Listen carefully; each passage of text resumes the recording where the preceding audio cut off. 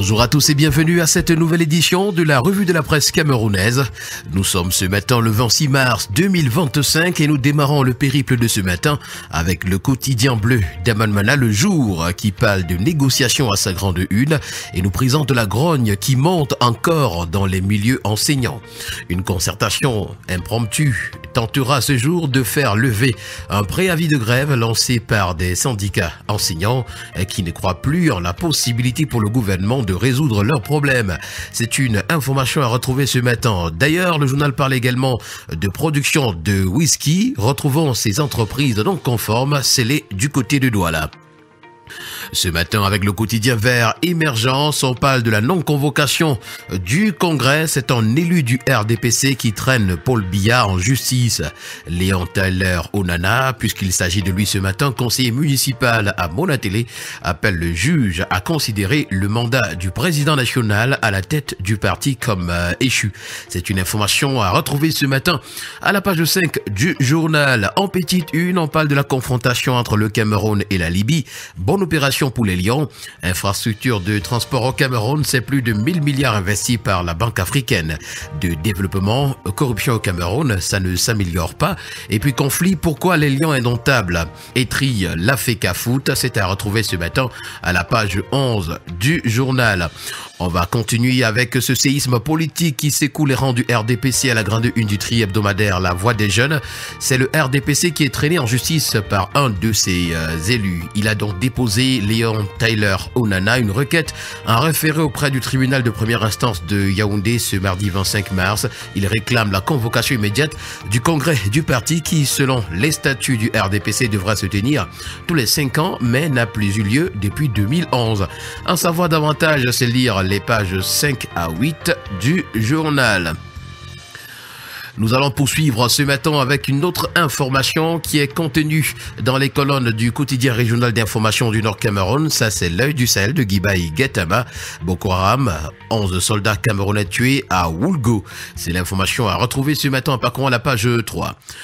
Pour le quotidien Mutation, on parle de projet ville résiliente et ça roule désormais à Douala. Retrouvons comment le bitume a transformé la vie des populations des axes entre Bi, zone industrielle et PK11, Fin-Goudron, Locpom. C'est à retrouver ce matin des pages 4 à 5.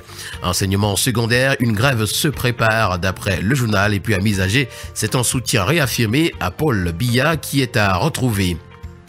Avec le quotidien d'information générale et d'enquête, le Témoin ce matin on parle de cabale contre le commissaire central numéro 4 quand l'efficacité dérange. Voilà le titre qui nous est présenté ce matin. D'ailleurs, le journal nous propose ce matin dans ses colonnes une enquête à ce sujet. Le quotidien d'information républicaine, le drapeau ce matin, parle d'indice de bonheur en Afrique et nous fait savoir que le Cameroun est dans le top 11, classé par le WHR comme le 11e pays le plus heureux d'Afrique et le 104e au niveau mondial en 2025. Le continent se maintient parmi les nations où la qualité de vie est perçue comme relativement stable. Malgré des progrès, il reste devancé par le Gabon et le Congo en Afrique centrale. Entre avancées et défis persistant, le pays oscille entre résilience et aspiration à un mieux-être collectif. Une information à retrouver ce matin à la page 2. L'hebdomadaire panafricain d'information générale, paraissant au Cameroun Tribune d'Afrique, s'intéresse à l'affaire Queenfish ce matin. C'est un jugement de la Cour qui a sauvé Ketia Cortez d'après le journal. La ministre du Développement urbain et de l'Habitat a curieusement été déclarée non coupable par la Cour d'appel du littoral dans cette affaire où elle avait été déjà condamnée 2 fois. Le quotidien L'Info à chaud pour sa part ce matin revient sur le poste de président national du RDPC. Un conseiller municipal militant du RDPC saisit le tribunal pour constater la vacance telle que nous le renseigne ce matin le journal à sa page 3.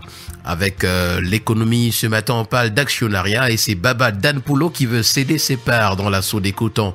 L'homme d'affaires aurait engagé depuis janvier 2025 des tractations en vue de trouver un repreneur de ces 11% détenus dans cette entreprise. C'est une information à retrouver ce matin en parcourant la page 3 de l'économie. En petite une, on parle du Cameroun. Pourquoi les prix des minerais exportés ont baissé en 2024? C'est à retrouver. Avec le journal Innovation, on parle de Cyril Yvan Abondo. Comment j'ai mené l'enquête pour arrêter les auteurs du drame de Sikoum. Dans une interview exclusive, le préfet de la Sanaga-Maritime explique comment se sont déroulées les recherches jusqu'à la reconstitution des faits et l'incarcération des auteurs. Il s'agissait d'un groupe de malfrats spécialisés dans les vols de motos en assassinant les propriétaires, tel que nous le renseigne le journal ce matin. Westeco, également un kiosque ce matin, parle de l'an 40 de la création du RDPC en 1985 à Bamenda, dans la MIFI. Intensification et sensibilisation des militants à s'inscrire massivement sur les listes électorales. Voilà donc le titre à retrouver. D'ailleurs, le patron politique du RDPC dans la MIFI, Sylvestre Gouchingué, a profité du 40e anniversaire de son parti pour exhorter les militants à s'inscrire massivement sur les listes électorales. Chaque voix peut faire la différence.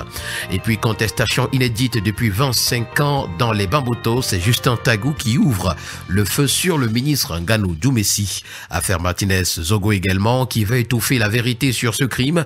Pourquoi la justice s'embourbe dans le dilatoire? Autant d'interrogations à retrouver en parcourant les colonnes de Westeco ce matin. Le quotidien Econews, pour sa part, comme à l'accoutumée, nous présente deux unes à sa page de présentation. La première, titre de 164 à 300 milliards de francs CFA, la SFI projette injecter massivement des fonds au Cameroun. Projet gazier de Yoyo et Yolanda également, c'est un accord gazier qui sent la duperie à retrouver à l'autre une. Avec la voix du consommateur, on parle de whisky en sachet encore. Les aveux d'impuissance du Mint d'été sont à retrouver ce matin.